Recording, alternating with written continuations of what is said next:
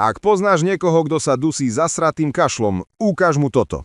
Toto je najrýchlejší liek z kuchyne, čo ten kašeľ vyjebe z tela skôr, než stihne zakašľať znova. Zobel 3 červené cibule. Nie ružové, nie biele, tie poriadne smradlavé červené potvory. Ošúp, nakrajaj a hoď do mixera s pol litrom vody. Rozmixuj to, kým to nebude hladké ako sopel, žiadne kúsky, len čistý cibulový masaker.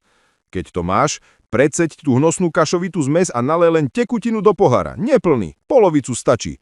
Pridaj lyžicu pravého medu, premiešaj a vypí. Smrdí to jak pekelná kuchyňa, ale účinkuje rýchlejšie než antibiotika z osnov. Ak má niekto zapal hrdla alebo kašle non-stop ako rozbitý motor, potom to sa zázračne vypne. Funguje to na dospelých, detí, tehotné, dojace, nikoho to nezabije, len ten zatratený kašeľ. 3 dní a máš pokoj, väčšinou aj skôr.